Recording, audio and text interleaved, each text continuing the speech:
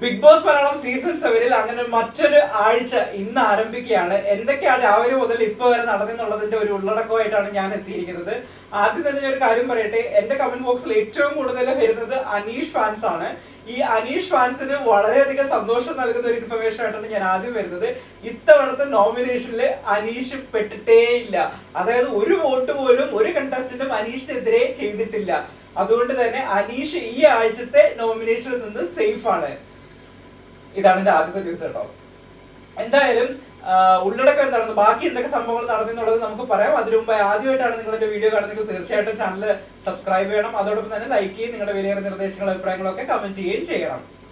ഇന്ന് രാവിലെ മുതൽ സംഭവം ആക്ച്വലി നടന്നത്, ഇന്നലെ 2 ദിവസത്തെ ഒരു ഹാങ് ഓവർ ഉണ്ടല്ലോ, ലാലേട്ടൻ ഇവര് ഉപദേശിക്കുന്ന കാര്യങ്ങളും ഇതൊക്കെ ആയിട്ടുള്ള ഒരു ഹാങ് ഓവർ ഉണ്ടല്ലോ. ഇതിന്റെ മേളില് ഇവര് ആർട്ടിഫിഷ്യലായിട്ട്, ഒരു നാച്ചുറൽ അല്ല, ആർട്ടിഫിഷ്യലായിട്ട് അടി ഉണ്ടാക്കണം, ആർട്ടിഫിഷ്യലായിട്ട് ആരെങ്കിലും പോയി ചൊറിയാ, ആരെ ചൊറിഞ്ഞു കഴിഞ്ഞാൽ പ്രേക്ഷക പിന്തുണ കിട്ടും എന്നൊക്കെ ഉള്ള രീതിയിൽ മൈൻഡ് സെറ്റ് ഉണ്ടാക്കിയിട്ട് ചുമ്മാ ഓരോന്ന് ക്രിയേറ്റ് ചെയ്യുന്നതല്ല, അതായത് റിയൽ ആയിട്ട് നടക്കുന്ന ഓരോന്ന് ഇട്ടുകൊടുത്ത് ക്രിയേറ്റ് ചെയ്യുന്നതായിട്ടാണ് രാവിലെ മുതൽ വൈകിട്ട് വരെ കണ്ടപ്പോൾ എനിക്ക് തോന്നിയത്. അതായത് നമ്മുടെ രനെ ഇന്ന് ആക്ച്വലി ഏറ്റവും കൂടുതൽ എനിക്ക് തോന്നുന്നു ലൈവ് ലൈറ്റിൽ നിൽക്കാൻ പോകുന്നത് നമ്മുടെ അനു ആണ് കേട്ടോ. അനു ആണ് ഇന്ന് കൂടുതൽ ലൈവ് ലൈറ്റ് നിൽക്കാൻ പോകുന്നത്. സംഭവം ഹൗസ് മേറ്റ്സിന്റെ ഇടയിൽ ഒരു മെജോറിറ്റി ഓഫ് ഹൗസ് മേറ്റ്സിന്റെ ഇടയിൽ ഒരു ധാരണ വന്നിട്ടുണ്ട്.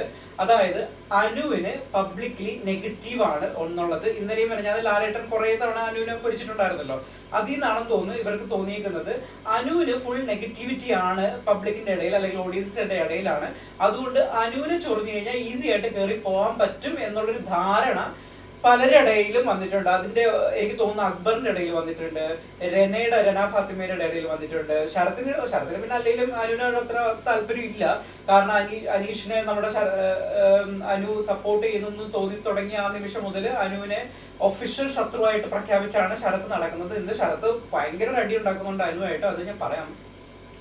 സോ രാവിലെ മുതൽ രനയാണ് കളത്തിൽ ഇറങ്ങിയിരിക്കുന്നത്. രന പോയി അനു ഒക്കെ ആയിരുന്നു കിച്ചൺ ടീമിലുണ്ടായിരുന്നത്. അനുവിനെ പോയി രന പോയി ചൊറിയുന്നു, അവരൊന്ന് ഇങ്ങനെ ചൊറിഞ്ഞുകൊണ്ടിരിക്കുന്നു. ഇതിനിടയിൽ കള്ളിന്ന് വിളിക്കുന്നു, ചപ്പാത്തി കള്ളിന്ന് വിളിക്കുന്നു.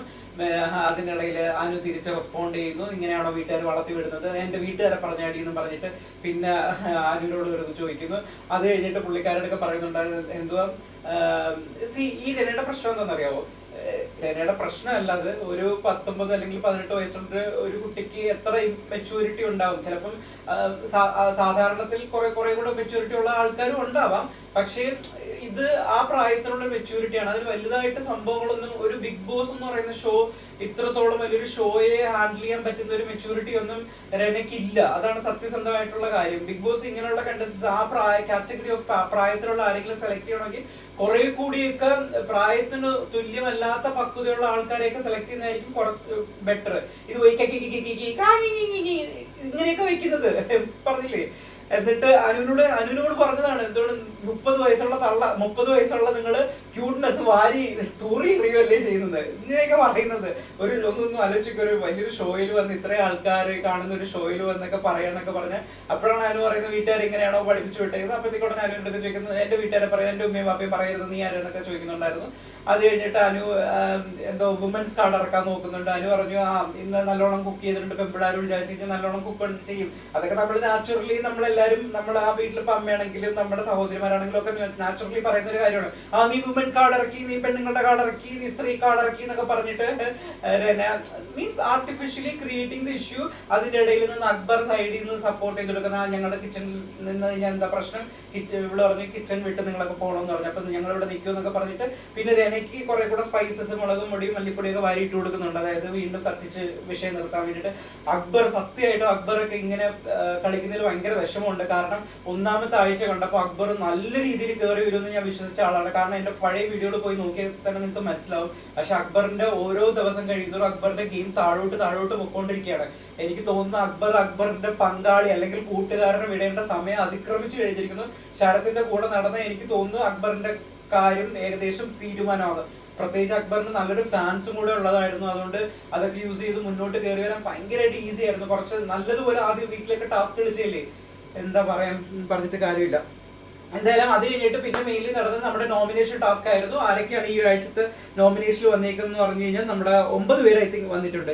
ഷാരിക, ഷാനവാസ്, രന, ഒനിയിൽ, അക്ബർ, പിന്നെ അനു, ശൈത്യ, പിന്നെ മറ്റേ സരിത, അതോടൊപ്പം തന്നെ ശരത്ത്. ഇത്രയും പേരാണ് ഈ ആഴ്ചത്തെ നോമിനേഷനിൽ വന്നിരിക്കുന്നത്. അനീഷ സേഫായെന്ന് ഞാൻ നേരത്തെ ഓൾറെഡി പറഞ്ഞു കഴിഞ്ഞു. അത് കഴിഞ്ഞതിന് ശേഷം വീണ്ടും മൂന്നാമത്തെ ഒരു സംഭവം ഉണ്ടായെന്ന് പറഞ്ഞാൽ ഹോട്ട് സീറ്റ് ആണെന്ന് പറഞ്ഞ് നമ്മുടെ ശാരിക ഉണ്ടല്ലോ, ശാരിക പിടിച്ചിരുത്തി ഹോട്ട് സീറ്റ് ആണെന്ന് പറഞ്ഞ് നമ്മുടെ കലാഭവൻ ശരിക്കും പിടിച്ചിരുന്നു. ഇവർ രണ്ടുപേരും പ്ലാൻ ചെയ്ത് തുടങ്ങുന്ന പരിപാടിയാണ്. പ്ലാൻ ചെയ്തതിനനുസരിച്ച് ഇവർ അറിയാമല്ലോ എന്തൊക്കെ ഇവർ ഇതാക്കാൻ വേണ്ടിയിട്ട് കുറേ ചോദ്യങ്ങൾ, എന്തുവാ അത്ര ഫെയർ അല്ലാത്ത കുറെ ചോദ്യങ്ങൾ ചോദിക്കുന്നു. ഇവർ തിരിച്ചും മറുപടി പറയുന്നു, തമാശയായിട്ട് ചെയ്യുന്നു. അത് കഴിഞ്ഞതിന് ശേഷം ഇവർ പ്ലാൻ ചെയ്ത് കണക്ക് തന്നെ പിന്നെ എന്തിനെ അങ്ങോട്ട് ചോദിച്ചത്, എന്നെ എന്തിന് ഇങ്ങനെ പറഞ്ഞത്, എന്നെ എന്തിന് ലസീബിന്ന് പറഞ്ഞത്, എന്നെ എന്തിന് മറ്റേതെന്ന് പറഞ്ഞത് എന്നും പറഞ്ഞ് അവർ വടി ഉണ്ടാക്കുന്നു. ഇതൊക്കെ എന്തുവാ, അവരെ തന്നെ ഉണ്ടാക്കി അവരെ തന്നെ ഇത് അവരെ തന്നെ ഉണ്ടാക്കുന്ന ഒരു കഥ പോലെ തോന്നുന്നുണ്ട്. ഇതൊക്കെ സത്യം പറഞ്ഞാൽ ഷോയിൽ വരുമ്പോൾ കാണിക്കാൻ പോലും പാടില്ല. അതാണ് എൻ്റെ അഭിപ്രായം. ഇന്ന് ഈവനിങ് ഷോയിൽ വരുമ്പോഴത്തേക്ക് കാണിക്കാൻ പോലും പാടില്ല. ഇനി അടുത്ത് നടക്കാൻ പോകുന്ന ഒരു വലിയ അടിയാണ്. അതെന്തോ സീരിയസ് മാറ്റർ ആണെന്ന് തോന്നുന്നത്. കാരണം എൻ്റെ പ്രമോ മാത്രമേ വന്നിട്ടുള്ളൂ, ലൈവ് ഇതുവരെ വന്നിട്ടില്ലായിരുന്നു. സോ വലിയൊരു അടി നടക്കാനുണ്ട്. ശരത്ത് അനുവിനെ അടിക്കാനൊക്കെ ചാടി ഇറങ്ങുന്നുണ്ട്. അക്ബർ ഒന്ന് പിടിച്ചു വെക്കുന്നു. ശരത്ത് വീണ്ടും ഇവിടെ എനിക്ക് പിടിച്ചു പറ്റുള്ളൂ എന്ന് പറഞ്ഞ രീതിയിൽ ചാടി എടുക്കുന്നു.